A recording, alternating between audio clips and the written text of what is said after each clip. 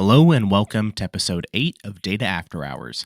I'm your host, Eric Ballish, and today we're stepping beyond the 9 to 5 to uncover the hobbies and interests that shape the lives of data professionals outside of work. Joining me is Ben Jones, co founder and CEO of Data Literacy. Ben is a passionate advocate for helping people learn the language of data and is the author of several books, including AI Literacy Fundamentals and the best selling Avoiding Data Pitfalls. He's also a teacher, writer, and speaker who's made a significant impact in the world of data and communication. But tonight, we're turning the spotlight away from data to explore Ben's personal passions and interests. So grab your favorite after hours beverage, settle in, and let's get to know the person behind the data.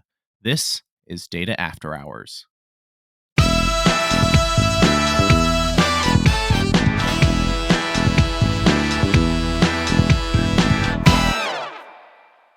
Hey, Ben, welcome to the show. Eric, thanks for inviting me on. Yeah, of course. Really excited to have you on in our inaugural season of Data After Hours. But before we get into learning what you do, kind of in your free time and outside of work, would love just to share with our listeners, what you do in your typical 9 to 5. Yeah, it's a lot different actually many days because right now I'm running a small company called Data Literacy. We're at dataliteracy.com. And so we're an organization that simply exists to help people speak the language of data. So what does that look like? Well, we could be running training sessions. We could be helping organizations assess their level of maturity. I could be writing a book. I could be doing a keynote. And also we have a whole suite of consulting services too. So I'll get in there, roll up the sleeves and, help people work with their own data. So we get to work with clients all over the world. We get to work with government agencies, nonprofits. I have a small team that is amazing. My wife, Becky, helps me run things. We got Ali Torban, who's the host of another great podcast you may know of called Data Viz Today. Mhm. And so she's really in there on the content creation side and training as well. We have Megan, who is running our operations side. So we're running our own small company and we're loving it. And every day looks a little different. But that's sort of in general what's been going on, what we're up to. Awesome, that's great. And how many books do you have out now? 9 have been published so far. Yep, and then I'm kind of working on a 10th and an 11th on the side. So those will come out in the next, 6 to 9 months or so. Yeah. Awesome. Cool. That's awesome. So yeah, definitely to our listeners, make sure you check out dataliteracy.com, check out those books that Ben has shared.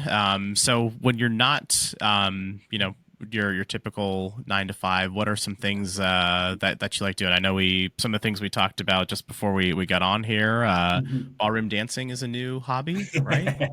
Yeah, I'm not good at it. I've only been doing this for 6 months, so I can't claim to have any level of skill at all.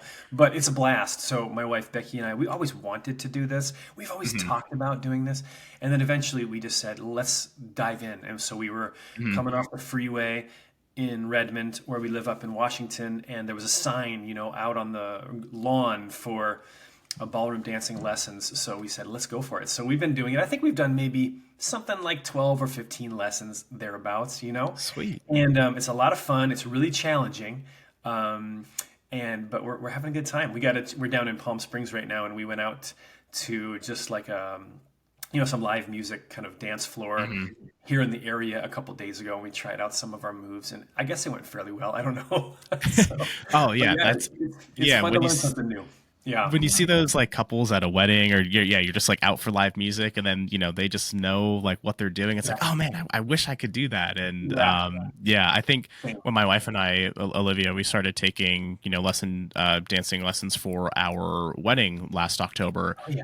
Yeah. We actually really enjoyed it, and so from that point on, it was like, oh, maybe we should sign up for classes and start doing that, and it is really fun. Do you guys watch Dancing with the Stars at all? No, I've seen a few of those Oh, every now and then. We did this little thing here in the spring in Palm Springs where we all watched Dirty Dancing, like out by the pool in our okay. little condo Mhm. community. They got a big inflatable screen and a projector, and we watched the movie. So that got us back into it. We were excited about it again. But yeah, we've not got sucked into the dancing reality TV shows or Oh, competitive shows. I think that would probably be a rabbit hole we never got out of. But it's amazing to see someone who has a lot of talent with that. It really is, and oh yeah. what I've learned is they, of course, probably not too surprising, they've probably dedicated years and years of their life to getting Hmm. good at something that looks really fun. Hmm. It's involving you learning how to move your body in a different way, which is a nice break for me from the kind of headspace, of Hmm. working with data and clients and presenting and training. And then I get to just get in the car, drive to the little studio, and just kind of be in a different way of focusing, like Hmm. thinking about moving and thinking Hmm. about it's a different area of focus. And I think for me, it's good to change gears like that. Hmm. So that I'm not just in my head thinking all the time, if that Hmm. makes sense. Oh yeah, I totally agree. I think, when we were kind of going, taking 2 hours out of the night to kind of really just work on our wedding dance, it was just a totally different headspace. And it was a lot of fun. I mean, yeah, we got frustrated with each other at times, but Oh yeah, at that's the end of the gonna day, it's like when we saw the final piece come together, it was like, oh, this was so much fun. And I could see us, doing it and, other times. And, but yeah, then, we went on a few cruises and you're at like the main bar there on the cruise and they have the dance floor. Then you got couples out there that just like know the next movement and know who's going to do what. And it's like, oh, happen. we're not at that level yet. No, I know. And so that's the thing, they're doing these little competitions within the studio, and we're hanging out watching and seeing people that are amazing at their Hmm. dance, and they have got it down. It's so graceful and smooth. And you start to appreciate the difference between a beginner. It's the Dunning-Kruger effect, right? You're kind of at that point where you're realizing this is a whole discipline. This is a whole thing people have spent years of their life perfecting. And when they do that, the a way they're able to move on the dance floor is really phenomenal.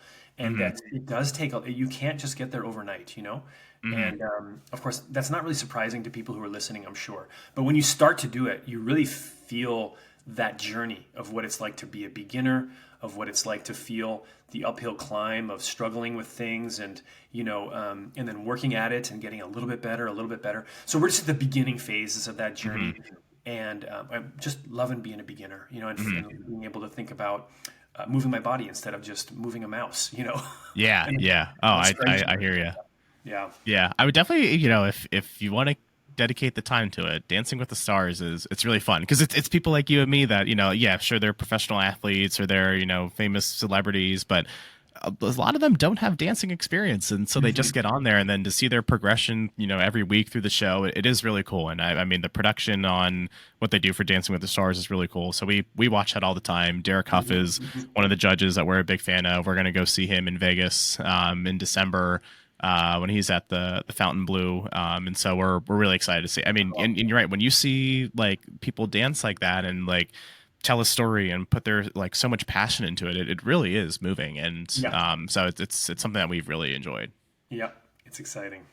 Yeah. It's amazing. Cool. Mhm. Well, if you ever get to the point where there's a recording out there and you're you're Oh, brave we have enough to iPhone share it. recordings. Yeah, we have iPhone recordings from our instructor of us learning the basics. So we've learned like the basic steps of salsa, rumba, cha-cha, foxtrot, tango. So Ooh. yes, we have videos that will not see the light of day of us learning the basic steps. Mhm. Probably looking like a robot going through the motions. And yeah, that's really, I spend a lot of time training people and teaching, and that's something I really love to be Mhm. part of someone else's light bulb moment where they really feel excited and confident and they're finally getting it. And we've had a few of those little mini breakthroughs already, even early on, with dance. But just also, it's a good reminder that sometimes it can feel learning something new that you've never really done before can Mhm. feel challenging, and it can feel scary, and it can feel like you're questioning, do you have what Mhm. it takes? And so I think that, yeah, a lot of the students and trainees that I work with are going through those same emotions, but with regard to some data tool. Maybe it's Tableau or Power BI. Maybe we're teaching them AI concepts, and they're just kind of wondering if it's even for them. And so Mhm. I like the fact that I've been able to put myself in that same mindset, right, with something new, to just again just really connect with the experience of the learner. I think it's such an Mhm. important thing. And I also believe that we need to continue just as human beings to learn new things and, carve new pathways in our brains. It's just a Mhm. healthy way of living. And it's kind of fun because, you're starting out on something new, and that can be really exciting, that overall Mhm. journey. But yeah. Oh yeah, yeah. I couldn't agree more. I think just the getting into dance. It was something that was I don't know if it, how if it uses different parts of your brain or however sometimes like music, right? It's I think it uses the left side versus or something like that, right? But with dancing, it was like I feel like I'm just challenging myself in a way I haven't been challenged before. And at the beginning, it was like, oh, I don't think we'll ever be able to do this. I don't know what our wedding dance is actually going to look like. But to see it all come together and really have those high moments, those low moments, and just really kind of push my body in a different way. To see the end result, it was a ton of fun. I mean, there were times when we would record ourselves and it was like, my gosh, I felt like we were really flowing, but then we look like robots out there. Yeah, So yeah. it How is you funny. feel, how you look, maybe Yeah. seeing it from a different angle through the Yeah. lens of the camera can change. But also then you're right. Over time, if you continue working on it, you just like I'm sure you're saying about these folks on the show, you just eventually it's really amazing that the brain kind of does start to pick it up, you know. Mhm. Which kind of brings me to the other thing I'm learning right now, which has not been like that, is Mhm. golf. So, okay, so Oh gosh. also focusing on moving my body in a certain way, so it Yeah. puts me in the physical space. Golf is this really fascinating, maddening thing where Mhm. all of a sudden, out of nowhere, it's like everything goes out the window. So, Mhm. Oh yeah. so Yeah. that has been humbling and also frustrating. I have learned that in a given round, if I'm having a terrible day, I've gotten to the point, I think maybe because I'm old enough that I say, well, if I can't control where this ball is going, at least I can control my own temper. So Yes. I'm going Oh to yeah. start there. But yeah, Yes. it is fascinating how with golf, it's something about the motion that can, you just get out of sync, and it might be Mhm. something Oh yeah. very, very small, but it even makes a change of a millimeter or two. And then Mhm. all of a sudden, it really, really makes the trajectory of the ball Oh go yeah. It nowhere near is. where you want it to go. So yeah. Yeah. It's crazy. So how long have you been golfing? Well, I golfed a lot going quite a ways back. I didn't pick it up until college. Mhm. So I think I already had that against me, that it was not something by any means that was second nature, since in my more formative years, I didn't ever really do it. Mhm. So I started it in golf, and I was a little bit probably cocky at that time. And I thought, oh, I'm athletic. It's just golf. The ball is sitting right there. It's not even moving. How hard can this be? So Mhm. so I started going to the golf range with, college roommates or what have you. Yeah. And it was just not going well. And it was really frustrating for me. And I did not handle it well. And I learned a lot about myself, about how I struggle with something that I'm not picking up immediately. Okay, and so I think that that was an important experience, though. And though I did it quite a bit, maybe it's been on and off in my life, but in the last 6 years, which is how long I've been running this company that I'm running, I didn't really do much golfing at all. And that's because, Mhm. of course, I was spending so much time getting the business off the ground. Mhm. But then we bought a little place up in Redmond on a tiny little 9-hole golf course, Mhm. 3 par. It's a little one. Oh yeah. And so my wife and I thought, well, if we're going to literally be staring at the fourth fairway, Yeah. we might as well get good at this. Now, of course, our Yeah. friend who we met, who we knew, and who introduced us to this little community, that's his profession. He is a golf Mhm. instructor.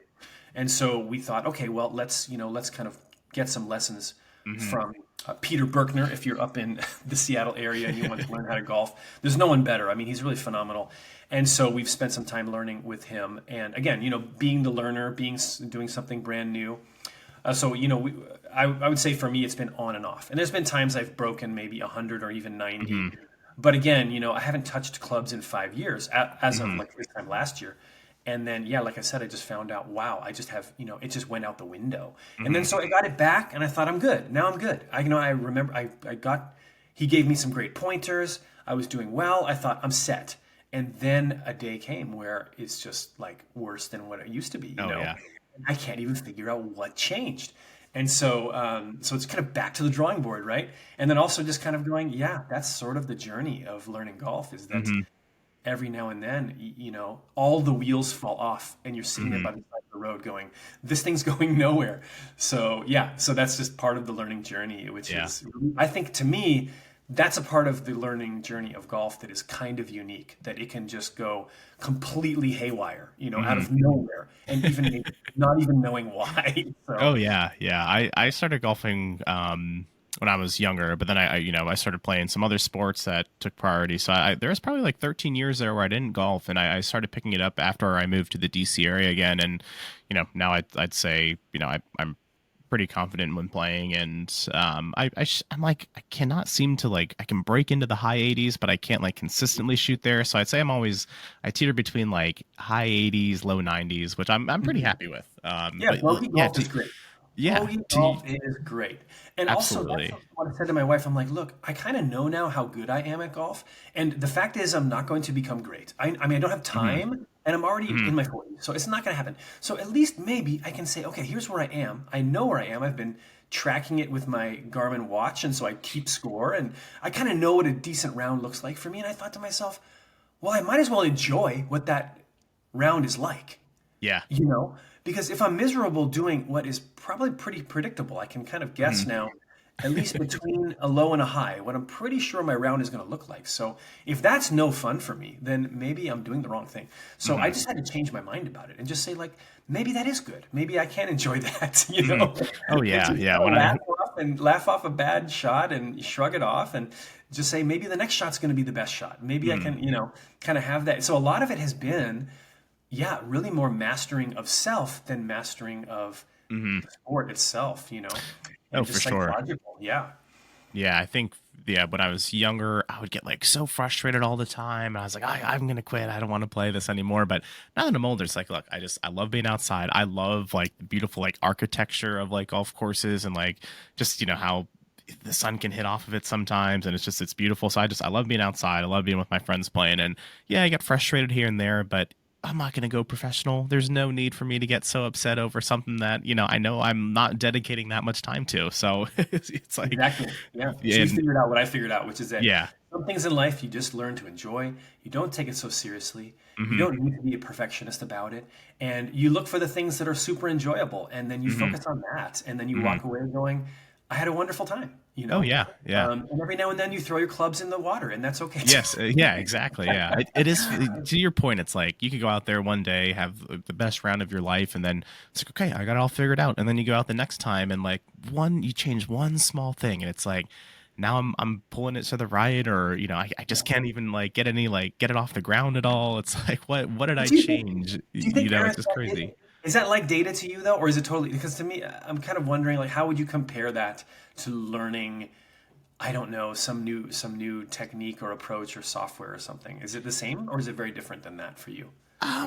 Yeah, I guess it is kind of the same because it's like here I am one day and everything's it's coming to me, you know, I know what I'm doing, the calculations are all making sense, things are getting laid out in a nice way, and then the next day it's like maybe just a different set of data, so a different course, and now I can't seem to figure things out or You just things go aren't through like working and square one. Hmm. yeah, yeah. So I guess I could relate it to that. To me, it's a little more like speaking a foreign language than it is working with Mhm, some data tool because I feel like you kind of gradually get better and better with a data mhm, tool. And yes, you're right. You might end up with some new challenge that kind of throws you a curveball, and you now kind of are wondering if you're as good as you thought you were at some data thing. But to me, when I'm speaking, so and I think also with a foreign language, at one point in my life, I was fairly fluent in Spanish. I grew up in mhm, Southern California, and I just loved the mhm, language, the food, the people, everything. I even went to Central America for a little while. I loved it, and it mhm, was very fluid and natural, and I didn't even really need to focus on it or think. I was dreaming in Spanish. I was, you know, and then, so I've kind of not had a ton of opportunities since then to keep it up. It's still there, but it is rusty. So before I left Tableau, they sent me down to Mexico City to do a presentation in Spanish, and I was still good enough where I could do that. But then afterward, we were having conversations with the people that were in the attendance. And then I would be talking with them, doing fine. And then, kind of like golf, all of a sudden, my brain just kind of said, I'm done. And it turned off. And it was like I was frozen and I couldn't think about a single word.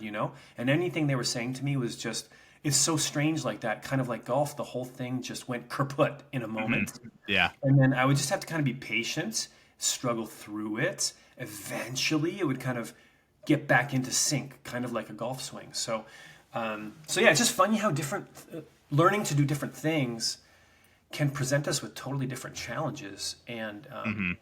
so yeah, that's something that I kind of sometimes just compare them And so for me, golfing is more like speaking a foreign language. Learning dancing is more like learning a dance tool, a data tool for me, because you think it's easy and then you start it and then it's the Dunning-Kruger. You realize actually, oh my gosh, this is actually kind of into the nitty gritty, and I'm learning DAX and I'm like, holy crap, So then eventually you kind of get over that initial realization that it's going to take actually quite a bit more effort than you originally anticipated. And then you get past that and then you just start building, and it just generally kind of trends. As long as you keep doing it, you get better and better at it. You know what I mean? So maybe there are times though, maybe you know what it is, Eric, is like switching between data tools. Probably when you were consulting, you had to do that, right? Switching from this tool, and then all of a sudden you're like in the mindset of Tableau, but now all of a sudden you're working in a Power BI workbok, and then you're just kind of, it's like you're lost a bit, before you get absolutely. your bearings again. And then you like you said, you're learning different dances. So every time you learn a different dance, it's like, okay, well, in this dance I was supposed to do this, and now I'm not supposed to, and so here it is, just changing, and it's always different. Exactly. And the move is like similar but different enough that you want to use the dance move from cha-cha in rumba, and then you kind of end up stepping on your partner's toes. That partner happens to be your wife, who's also a co-founder of your business, and then you're having a conversation about what the heck. Oh yes, I remember those moments for sure. So we are getting a little tight on time here. So I do just have one last question, though, which I've been asking all of our guests, just very silly question for fun. If you had to fight a gorilla or grizzly bear, which would you choose? Well, I think I would fight a grizzly bear, mostly because I've thought a lot about that because of all the hiking and backpacking I do in Seattle. I have not given any mind share to thinking about fighting a gorilla, so I'm not ready to even approach that yet. That's fair. With a bear, I know I just need bear spray, and then my chances of survival are less than 1%. There you go. See, no one else has referenced bear spray yet. So I think they're thinking like they need to fisticuff with with the grizzly bear. It's like, no, you can use tools. We were in Alaska over the summer, and we visited a friend of ours outside of Anchorage, and we went to their house, and they live kind of outside, 20 minutes outside of Anchorage, and there was a bear there. It was and so they actually did have to unfortunately kill the bear. Oh wow. We weren't there at that moment when they did that, but it's not easy. Jeez. It's easier to use bear spray and just hope he gets mad and leaves. That makes sense. Awesome. Cool. Well, Ben, thanks so much for joining me today. I've loved following your journey, and when I started out in the data analytics space, just getting connected with you, and just seeing where your different jobs have taken you, and watching you launch data literacy has been really incredible, and seeing that grow. So thank you for always just being a mentor and friend to me throughout my journey as well. It was great getting to talk to you outside of our typical data conversations, and just learn more about what you're doing in your free time for fun and your passion. So it was great having you on, and thank you so much for joining me. Thank you, Eric. I love what you're doing. I love we get to learn different things about different people that we've all worked with and heard from, and listened to them talk about data topics. But what are their interests outside of that? We're all multifaceted human beings, and so I love embracing that and leaning in and learning about different people in that way. So thanks for what you're doing with this podcast. Really cool. Yeah, of course. And to our listeners, thank you for tuning in. Make sure to hit subscribe for more interesting stories from the data world, and join us next time on Data After Hours. Stay curious, and good night.